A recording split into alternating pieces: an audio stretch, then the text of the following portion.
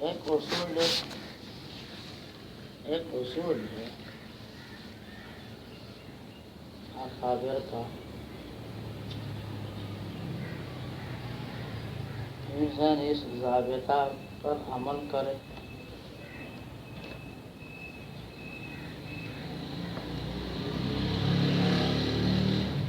آخرت اور دنیا دونوں کے اعتبار سے کامیاب رہے گا۔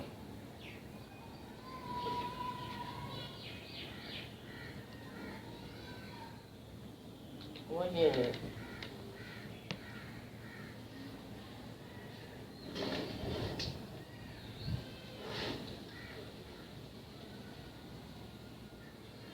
دشمنان دین ہو یا عام مخالفین ہو یا محسود ہو، حاسد ہو،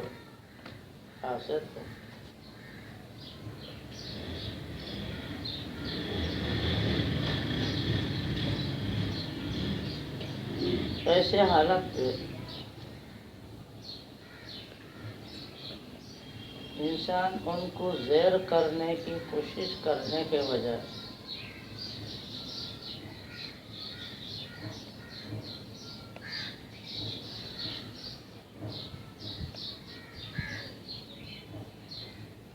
اپنے کام میں اضافہ کر دیں۔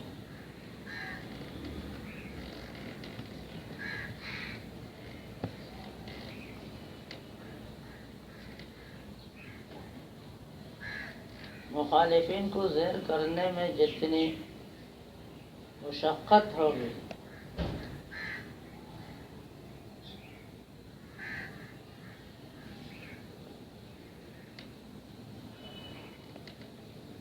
اتنی مشقت اپنے اعمال کے بارے میں انسان برداشت کرے، اختیار کرے۔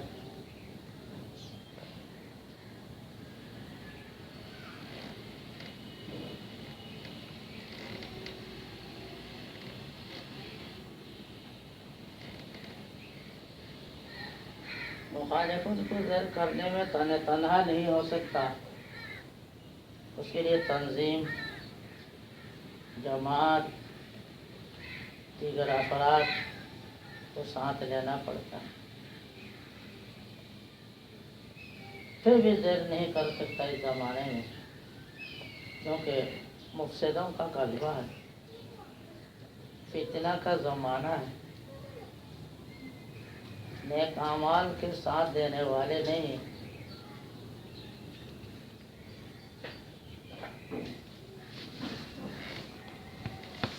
اس لیے بہتر یہ ہے کہ انسان اپنے ایسے حالت میں اپنے نیک اعمال میں انسان مشغول ہو اور اضافہ کر دے۔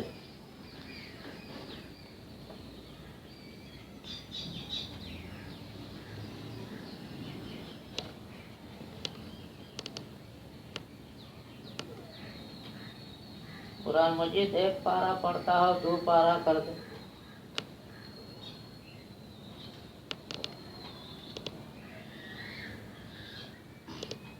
نفل نماز 4 رکعت 6 رکعت پڑھتا ہو 10 رکعت کر دے۔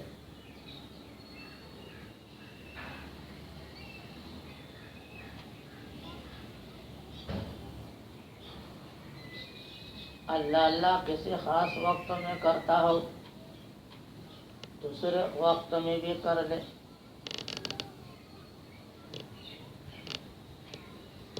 کو مالی صدقہ بھی کر دے۔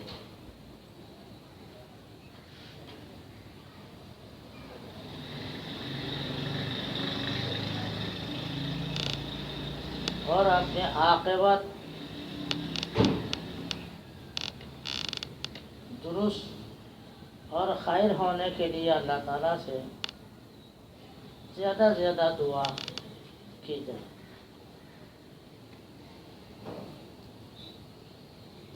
اس میں محنت تکلیف ہو، گرانی محسوس ہو، دل نہ چاہے تو دل کو کہہ دے دیکھو یہ مخالفین کتنے مشقت اٹھا رہے ہیں اور تو بیٹھا رہے گا، تجھے غیرت نہیں آتی؟ تو اگر خدا نہ ہوتا باطل فرقے میں ہوتا تو یہ کام نہیں کرتا، مخالفین اسلام میں ہوتا اتنے زیادہ تکلیف نہیں اٹھاتا اسلام کو ڈھانے میں، حق کو مغلوب کرنے میں۔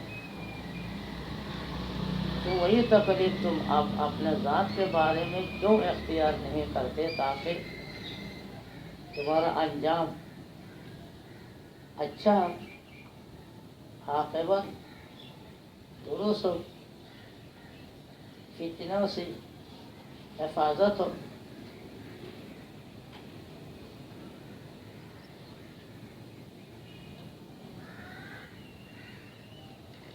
یہ ایک اہم اصول اور ضابطہ اور غیرت کی بات ہے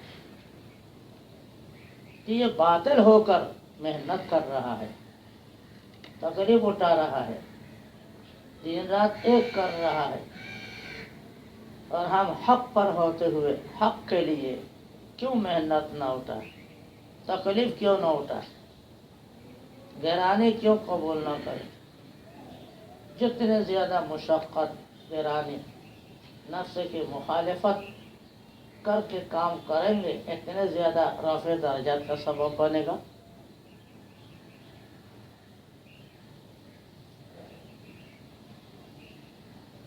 جو اپنے لیے رفع درجات کا ایک سبب ہے اس کو کیوں اختیار نہیں کرتے؟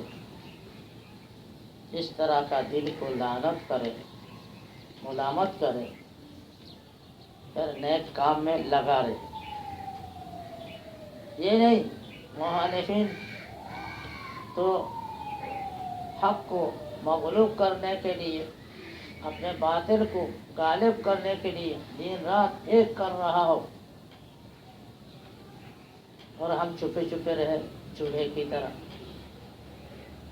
بلی کی طرح، اور کچھ اپنے کے لیے بھی نہ کرے، ان کو دفع بھی نہ کر سکے۔ کتنے بے غیرت کی بات ہے۔ انسان جب دشمن کو دفع نہیں کر سکتا، ضابطہ یہ ہوتا کہ اپنی حفاظت کر لے۔ غزوہ خندق اسی اصول پر وجود میں آیا۔ دشمنان نے دنیا سارے احزاب کو لے کر مسلمان کو ایک لفظ ختم کرنے کے لیے جب چاروں طرف سے آیا، ہر مسلمان کو اس کے مقابلہ کرنے کی چیز سخت نہیں رہی، یقین ہو گیا ان کے مقابلہ اب ہمارے بس میں نہیں۔ اب کیا کریں؟ روایت میں آتی ہے سلمان فارسی رضی اللہ تعالیٰ عنہ نے تجویز دی، ایسے حالت میں ہمارے فارس نے اپنی حفاظت کی جاتی ہے دشمن کے دفاع کے لیے، لہذا آپ دفاع کرنے کی جو صورت ہے وہ کر لو۔ تو مشورے میں خندق کھودنے کا معاملہ طے ہو گیا۔ اتنے لمبے لمبے خندق کھودے، رسول اکرم نے خود اپنا حصہ لیا۔ صحابہ نے کہا آپ زحمت گوارا نہ کریں، نہیں میں بھی خود اس کے مستحق ہوں، اس کے لیے مشقت اٹھاؤں۔ دشمن کے مقابلہ میں جا کر مجھے بھی مشقت اٹھانا پڑتا تھا، وہی مشقت اندر رہ کر کیوں نہ اٹھاؤ، لہذا میں اپنا حصہ خود انجام دیتا ہوں۔ چنانچہ دوسرے صحابی کے حصے میں بہت بڑا پتھر آیا، چٹان توڑ نہیں سکتا کوئی۔ رسول اکرم صلی اللہ علیہ وسلم بھی وہاں جا کر کدال، پاوڑا، گیتی، اسباب لے کر اس کو توڑ دیا۔ اس میں یہ خوشخبری بھی دی کہ اس کی چمک میں فارس کی فتح نظر آیا، اس کے چمک میں روم کی فتح نظر آیا۔ یہ سن کر منافقین مذاق اڑانے لگے کہ اپنے بیوی بچے کو تو نہیں بچا سکتا، کہتے ان کو فارس اور روم کی فتح نظر آ رہا ہے۔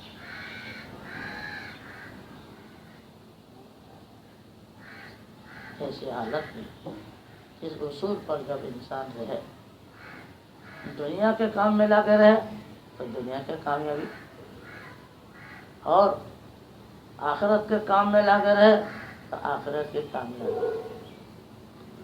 اسی وجہ سے پہلے زمانے میں اکابر اپنے مدرسے کو اسی حالت میں بند نہیں کرتے تھے۔ ہم ان کو دفع نہیں کر رہے ہیں تو اپنے کام کو کیوں چھوڑے، اپنے کام میں لگے رہے۔ اس لیے آج تک دیوبندی علماء کے مدرسے کا یہی حال تھا، لیکن رفتہ رفتہ اس میں ظہور آتا گیا، طرح طرح دیگر علائق پیش آتے رہے، اپنے کام کو بھی ہاتھ سے جانے دینا پڑا۔ بڑے افسوس کی بات ہے۔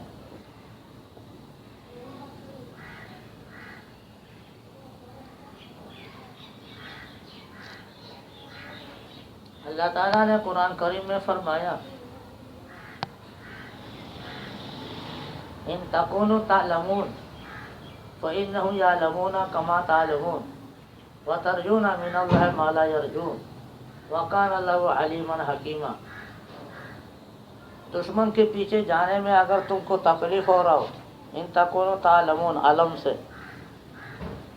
دشمن کے پیچھے جانے میں، گرمی میں مقابلہ کرنے میں تکلیف ہو رہا ہو، ان کو بھی تو تکلیف ہو رہا تمہارے مقابلے میں آنے میں۔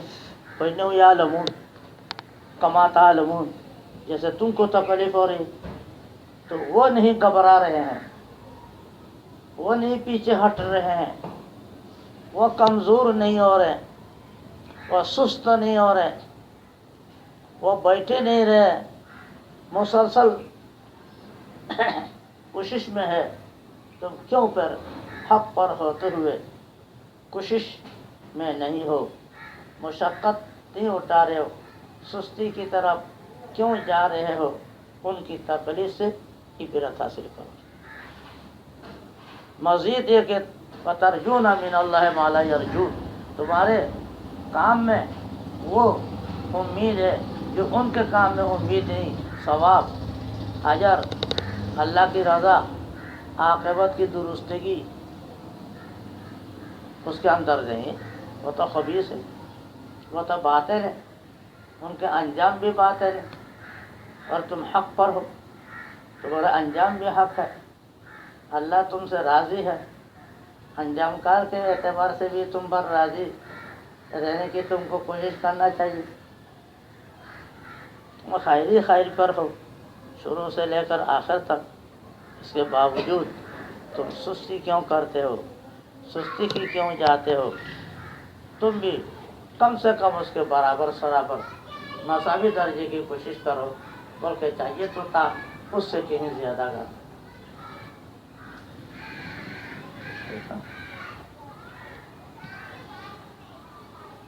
کیسے اچھے ضابطہ، کیسے غیرت مند واقعہ، تو یہ قرآن سے ثابت ہوگی۔ مسلمان ان چیزوں کو سوچتے نہیں، اہل حق ان باتوں کو پر عمل نہیں کرتے۔ جب ان کو چھٹی مل جاتی ہے، کافر دندناتا رہتا ہے تو تماشا دیکھتا ہے، بے غیرت ہوگا، غیرت ہی نہیں ہے نا، تو غیرت نہیں، ان کو عمل کے اندر ترقی کرنے کا شوق اور جذبہ کہاں سے ہے؟ انسان کو غیرت ہی ابھارتی ہے۔ جو غیرت نہ ہو، بے غیرت ہو جائے تو انسان تو کسی چیز کا نہیں رہتا۔ تمام مخلوق میں بے غیرت کون سے مخلوق ہے پتہ ہے؟ اللہ کے تمام مخلوق میں، انسان ہے، پرندے ہیں، درندے ہیں، جاندار جنات ہیں، جاندار ہیں، جنگلی جانور ہیں، سمندری جانور ہیں، خشکی کے جانور ہیں، تمام مخلوق میں غیرت کون ہے؟ سور، زور سے بہت، سور، خنزیر. تو بغیرت کا انجام اس کے مساوی ہے. بغیرت کا انجام خنزیر کے مساوی ہے.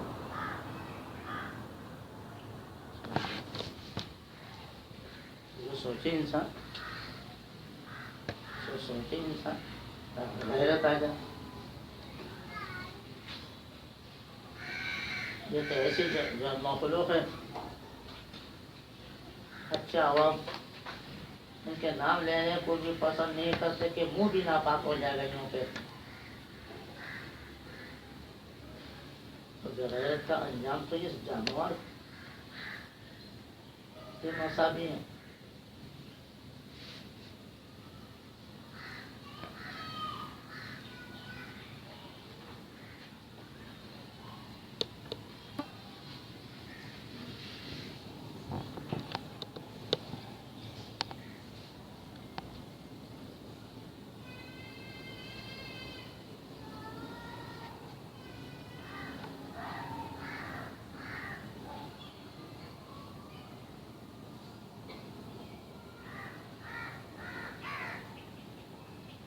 اس میں فائدہ یقینی ہے.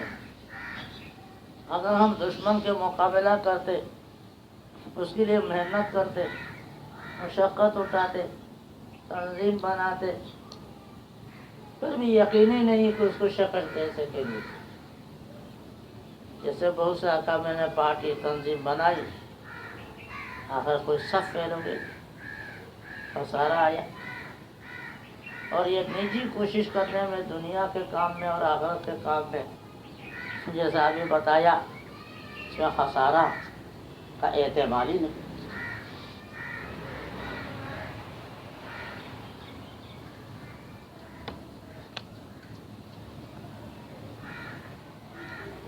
اسی لہٰذا مفتی شفیع رحمۃ اللہ علیہ فرمایا کرتے تھے، اجتماعی کام میں حصہ لینے کے بجائے انفرادی کاموں میں منہمک رہنا زیادہ بہتر ہے. معلوم ہوتا ہے مجھے.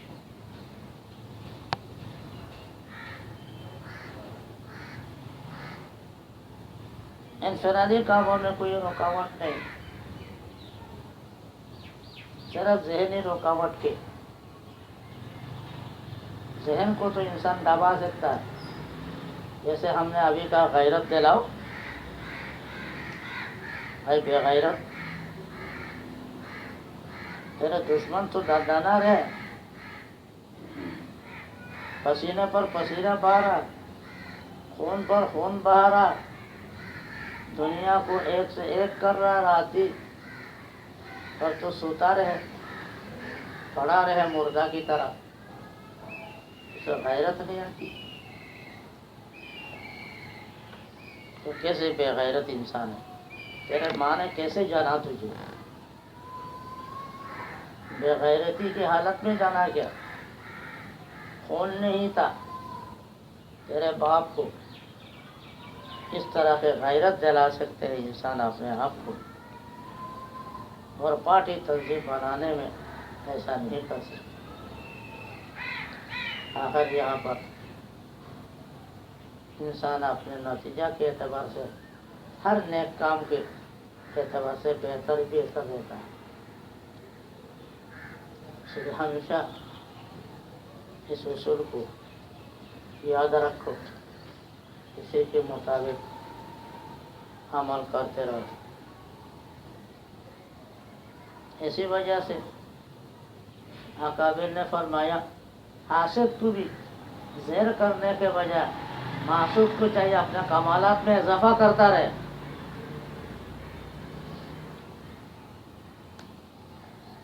آپس میں حاسد اور محسود کا تعلق بڑھ گیا، حاسدین بڑھ گیا، حسد زیادہ ہونے لگا.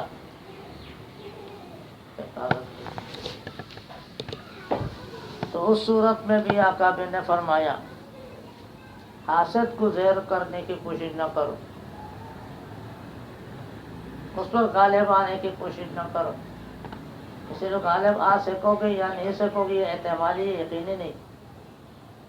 اس کو زیر کرنے کی صورت یہ ہے اپنے کمالات میں فضائل میں اضافہ کرو. جتنے زیادہ کمالات میں فضائل اضافہ کرو گے اور زیادہ وہ حسد میں جلے گا. اس کو اور جلاؤ اور جلاؤ. جب حسد کو حسد آتا ہے کسی کے کمال، کسی کے شرف، کسی کی عزت، کسی کے مال و دولت پر، تو یہ چیزیں اور بڑھانے کی کوشش کرو تاکہ اور وہ حسد کرتا ہے اور وہ جلتا رہے.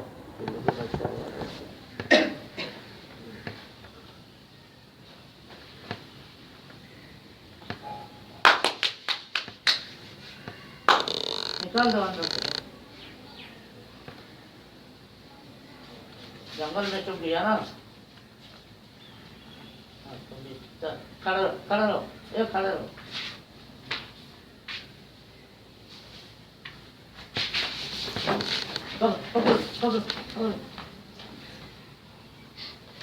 چھوڑا کیوں؟ جب پکڑ لے چھوڑا کیوں پھر؟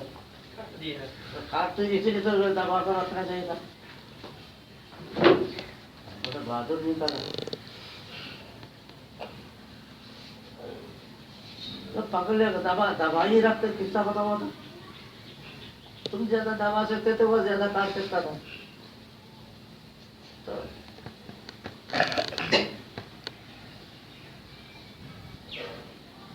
رسول اللہ صلی اللہ علیہ وسلم فرمایا اللہ تعالیٰ بہادری کو پسند کرتا ہے، چوہا مارنے میں بھی اور سانپ مارنے میں بھی.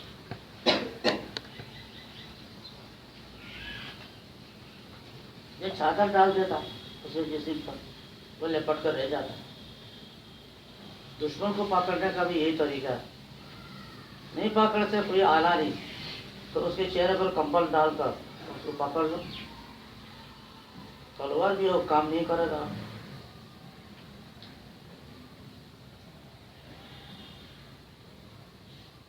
اسی لیے تو ہم کہتے ہیں کم سے کم چنین تو سیکھ لو.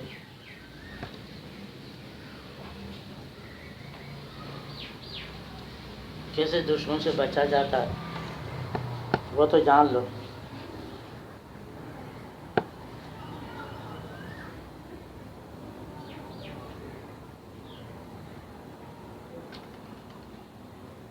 ہر جگہ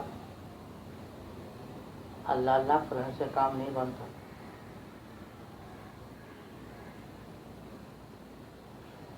ایک مقدمہ آیا رسول اللہ صلی اللہ علیہ وسلم کی خدمت میں، جس مدعی کا بیان صاف ستھرا تھا، اس کا گواہ کا بیان واضح تھا. رسول اللہ کا دل اس کے آیا، ڈگری دے دی. اور دوسرا صحابی بوڑھا تھا، وہ ناکام ہو گیا. مجلس سے کہنے لگا سبحان اللہ، اللہ میرے لیے کافی ہے. یعنی میں حق پر تھا، ہوتے ہوئے مجھے ڈگری نہیں ملی، اس لیے اللہ میرے لیے کافی ہے. رسول اللہ نے بلایا، دیکھو اس جگہ اللہ کافی ہے کہنے کا موقع نہیں. جب معاملہ عدالت میں آیا، تمہارے پر واجب تھا، تم دعویٰ میں سچے ہو، سچے گواہ لاتے اور بات کو صاف بیان کرتے. تمہارے بات میں وہ وضاحت نہیں جو دوسرے مخالف نے دیا. تمہارے گواہوں میں وہ جان نہیں دوسرے کے جان، تو گواہ میں جو جان ہے. اور قاضی کا حق یہ ہوتا ہے کہ وہ غائب کو نہیں جاتا، عالم الغیب نہیں ہوتا، وہ بینہ کے مطابق فیصلہ کرنے کا واجب، بینہ کے مطابق فیصلہ کرنا واجب ہو جاتا ہے. دیکھا ہر جگہ اللہ کافی کہنا نہیں.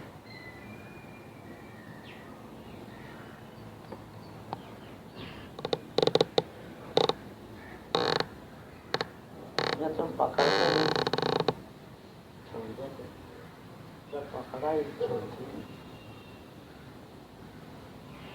اللہ اکبر کبیرہ.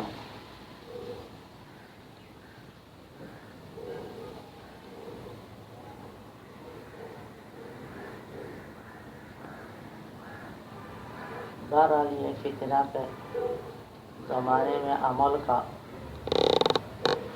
اہل حق کی طرف سے اصول ہے کہ قرآن مجید کی آیات سے ثابت ہے. میں نے آپ کے سامنے مختصر طور پر بتا دیا. حقیقت حال تو سمجھ میں آ گئی ہوگی. اس پہ ہمیشہ خیال رکھو. اللہ تعالیٰ اس کے مطابق عمل درآمد کی کوشش کرنے کی توفیق عطا فرمائے.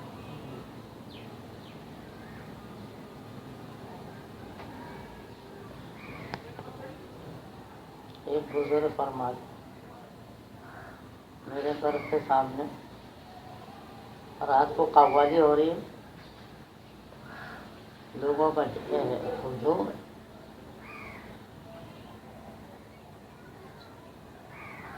سونا تو ایسے بھی حرام ہو گیا، تو میں نے بھی عبادت شروع کر دی، تلاوت شروع کر دی، ذکر شروع کر دی. تو جب تک کہ وہ اجتماع تھا اس وقت تک اپنے عمل جاری رکھا. کم سے کم ان کے مساوی عمل تو ہو جائے، زیادہ نہ بھی.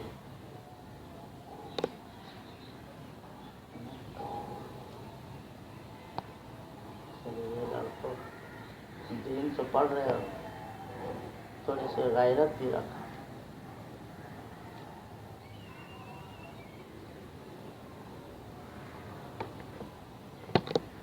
نتیجہ کے طور پر اچھا رہے، اچھا رہے.